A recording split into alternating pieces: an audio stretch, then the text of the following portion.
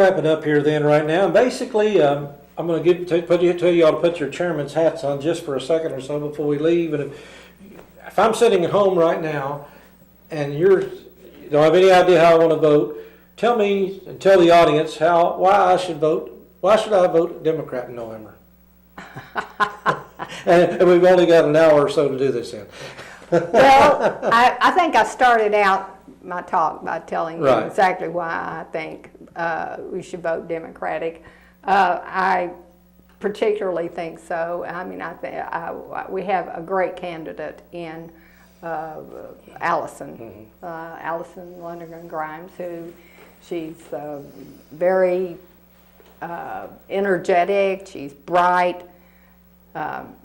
She is pledged to work in a nonpartisan way to be able to get things done in Washington. I think we need to get rid of the gridlock up there. We need new ideas, new faces.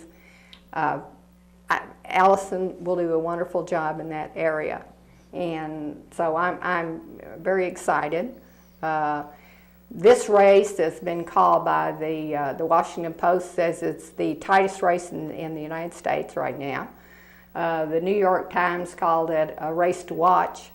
So I think it's significant that you have a senator who's been in office for over 30 years and amassed millions of dollars in funds to run a race. And he's having the race of his life now. I think that says some significant things about the perception of his job and the perception of Congress. The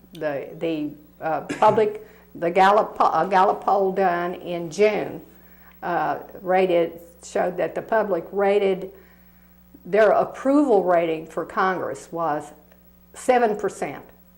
I mean, it's been declining steadily. It was 10% last year. It's 7% this year. It's the first time it's ever dipped into single digits. Mm-hmm.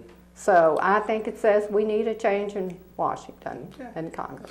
Well, locally, Robert, I mean, Democrats have had a wide number on as far as registration for over the years. Democrats have a wide majority, but in the past few years, the Republicans are making strides. I mean, making significant strides, and you've got a whole lot more registered Republicans in Nelson County and Central Kentucky now than you've had in as long as I can remember.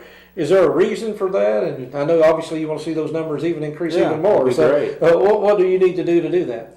I think we need to keep having competitive primaries. I think, even though, a lot of people may have saw Matt Bevin as a distraction, he also brought people into the Republican Party, or people that were Democrats and closet Republicans had to switch so that they could vote for him or vote against him, whatever the case may be. The same thing happened in 2010, Rand Paul and Trey Grayson.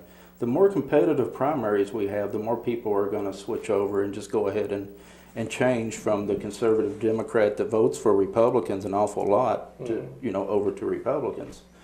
What it's going to do to people like Margie and I that look at, voter data and say, okay, these people are going to go here and these people are going to go here because of the D's and R's. It might throw a wrench into, what we do, and it may be a little bit more difficult. But you mentioned the Senate race at the top. It is a very important race, and Ms. Grimes, I've met her on a couple occasions. She's very nice, she's very likable, and I like her so much that I'm going to dedicate myself to keeping her as Secretary of State for her entire term. That's awful nice of you there, right? Yeah, but she may talk about bipartisan, and she may want in her heart to do these things, but the fact is once you get to D.C. and you get in that environment, her first vote is going to be for Harry Reid. And, Harry Reid is just, stopping a lot of progress in Congress right now.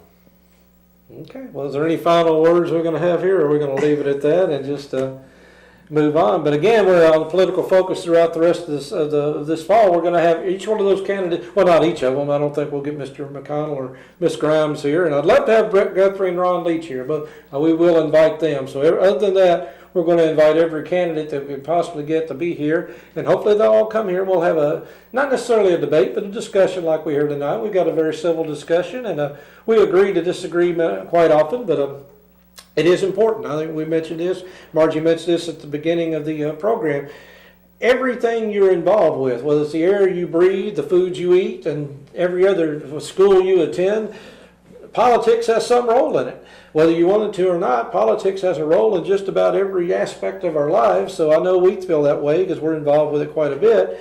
And we'll have candidates on here talking about themselves. So again, we'll be doing this quite often. We're trying to line up candidates as we speak, and they'll be on throughout the fall. So November the 4th, you'll do exactly what we're hoping you'll do, is you'll have an informed decision. So again, is there anything we'd like to throw in here before we wrap it up tonight? Well, I would just say that, you know, given the tight numbers of the race, of the head of the ticket race, so to speak, that the majority of the people, I think, have pretty much made up their minds. I mean, you can tell by, they just keep juggling back and forth, and it's just a small percentage that hasn't made up their mind. The name of the game is getting out the vote, and I think the persuadables are a relatively small number. I know that everyone is going to be happy to see the end of the ads. I'm already tired of them. I enjoy them, but no, I'm different. But midterm elections, you know, traditionally are not Mm-hmm. the voters don't get out as well as they do. So we're hoping for a large voter turnout, but you don't think there will be one? Well, I think it will be larger maybe than the midterm of 2011, because for the general election in 2012, of course, was presidential. That was 60.9%, which was much better turnout than we've had in some other races. The primary, 21.5% of voters vote in the primary. Mm-hmm. Which is pretty darn low. Yeah, it's pretty pitiful. The 2011 midterm, it was 30.3%. So you're having about a third of the voters choose your officers, to choose the people you put in office.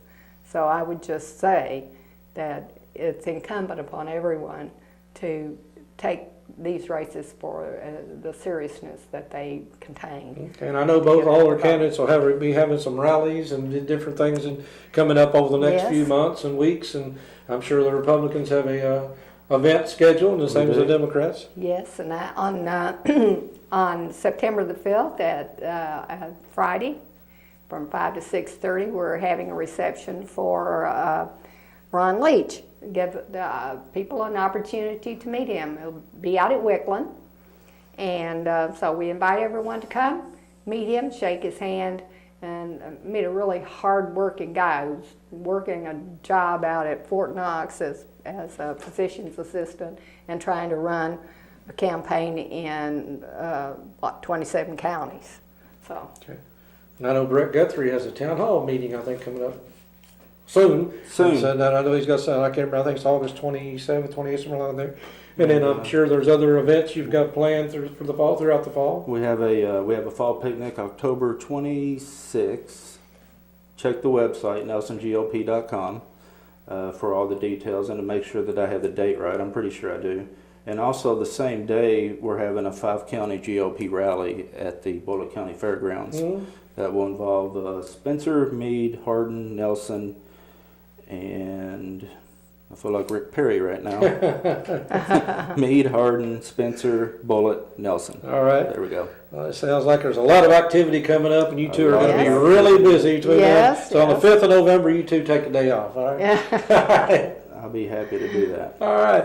Well, we do appreciate Robert Augustine here with the Republican Party, Margie Bradford here, Democratic Party here in Nelson County, and we do appreciate you most of all for tuning us in and not tuning us out. So stick around. We got a lot more to come on Channel 6 here, CKTV, and our political focus throughout this fall. And again, we do urge you to learn as much as you can about the issues, learn as much as you can about the candidates. That's going to be our job to try to do that to help you as well. So stick around here. We'll do our best. This is Kenny Fogel saying so long, everybody. See you next time on Political Focus.